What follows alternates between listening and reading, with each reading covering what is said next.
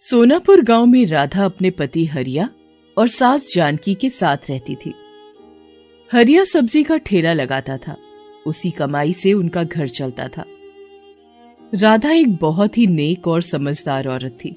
वो घर का सारा काम करती और अपने पति और सास की खूब सेवा करती थी।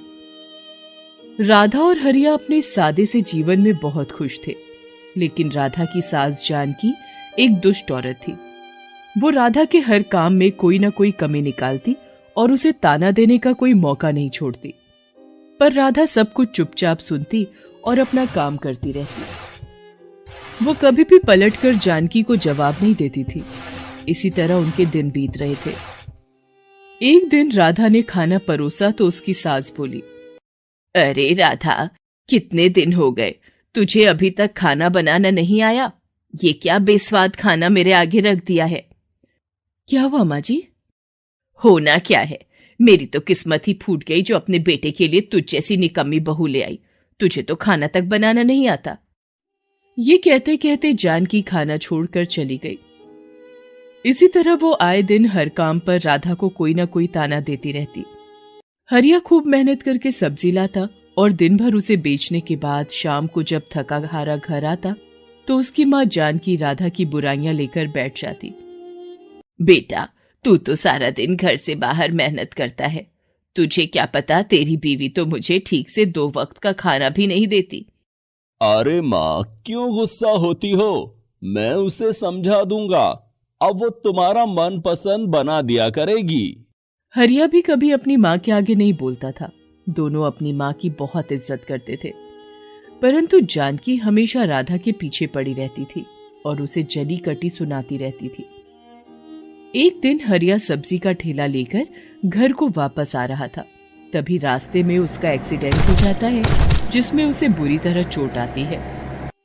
कुछ राहगीर उसे उठाकर अस्पताल ले जाते हैं और उसके घर पर खबर पहुंचा देते हैं। हरिया को काफी ज्यादा चोट आने के कारण और बहुत खून बह जाने के कारण काफी कमजोरी आ जाती है। डॉक्टर राधा को समझाते हैं, देखिए, इनकी हालत ठीक होते होते काफी समय लग जाएगा, क्योंकि इनकी एक टांग पर गहरी चोट आई है, जिस वजह से कुछ महीनों तक इन्हें आराम ही करना होगा। यदि आराम नहीं किया गया तो ये जीवन भर शायद चल ना पाए। जी डॉक्टर साहब, मैं इनका पूरा ध्यान रखूंगी। राधा हरिया को लेकर घर आ जाती है। अब राधा पर बहुत काम आ जाता है। उसे घर के साथ साथ हरिया का भी पूरा ध्यान रखना था। उसका हर छोटा बड़ा काम उसे करना पड़ता था। हरिया के इलाज पर वो सारा पैसा खर्च हो गया जो राधा ने जोड़ कर रखा था। अब तो घर में राशन के लिए भी पैसे नहीं थे। राधा को बहुत चिंता हो रही थी कि राशन कहां से आएगा। जानकी भी उसे ताने मारती रहती थी। अरे मनहूस, तूने तो अपने पति को अपाहिज बनाकर बिस्तर पर लिटा दिया। अब इस बुढ़ापे में क्या मैं राशन का इंतजाम करने जाऊंगी? तू तो जवान है, कुछ काम क्यों नहीं करती? राधा जानकी की ऐसी बातें सुनकर बहुत दुखी और चिंतित होती थी। वो कुछ काम नहीं जानती थी जिससे कि पैसा कमाया जा सके। हे भगवान, ये कैसी परीक्षा की घड़ी में तूने मुझे डाल दिया है। अब मैं घर को संभालूं या कमाने के लिए बाहर जाऊं? मैंने तो कभी कोई काम किया नहीं। भगवान, आप ही मेरी मदद करें। राधा स्वभाव की बहुत अच्छी थी। इसी कारण पड़ोस के लोगों ने उसकी काफी मदद की, जिससे कि अब तक उसका गुजारा चल रहा था। परंतु अब केवल 2 दिन का ही राशन बचा था। राधा चिंतित हो रही थी और घर के बाहर मुंडेर पर गहरी सोच में बैठी थी। तभी वहां एक साधु बाबा आते हैं।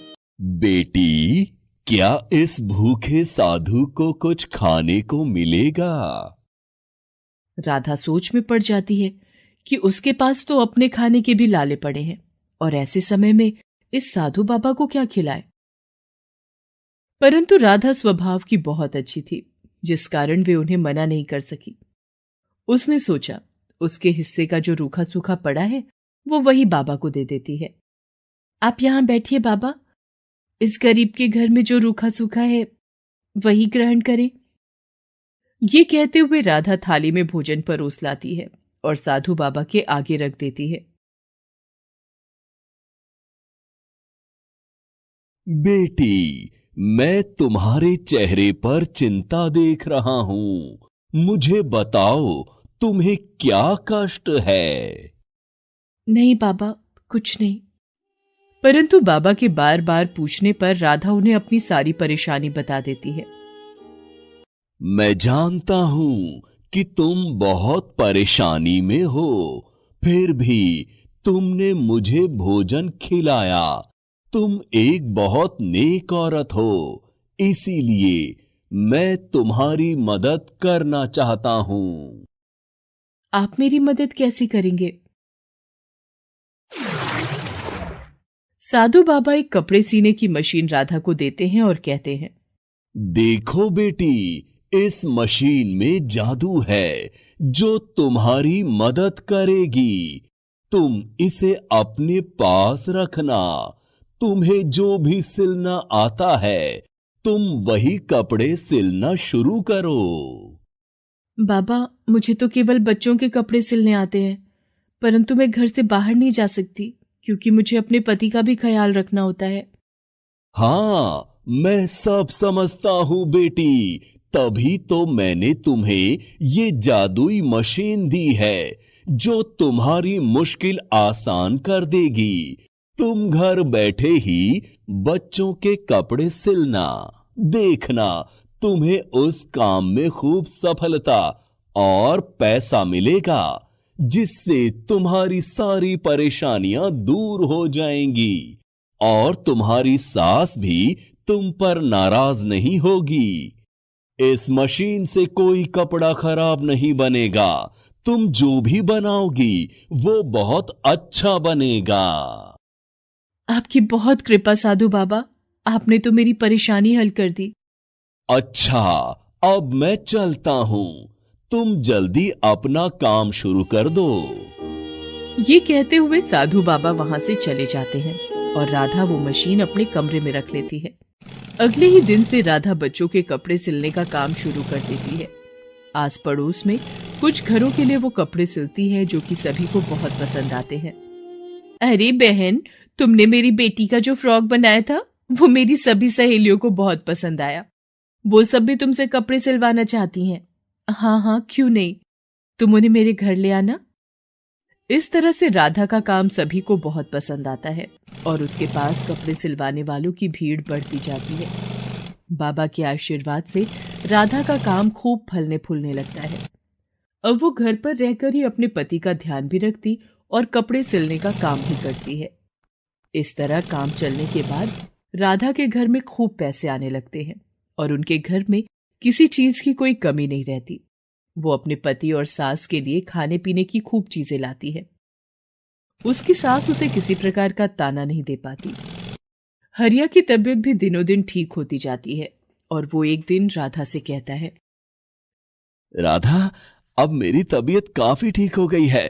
मैं भी तुम्हारे साथ तुम्हारे काम में मदद कर सकता हूँ।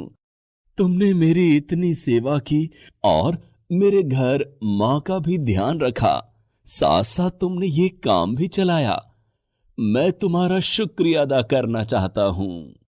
ये सब बातें सुनकर राधा की सास भी शर्मिंदा हो जाती है और अपनी बहू से कहती है, बेटी, मुझे माफ कर दो। मैंने तुम्हारी काबिलियत पर हमेशा शक किया और तुम्हारे हर काम करने के बाद भी मैंने तुम्हें ताना ही मारा। परंतु आज तुम्हारी वजह से मेरा बेटा भी ठीक हो गया और हमारे घर में किसी चीज की कोई कमी भी नहीं रही।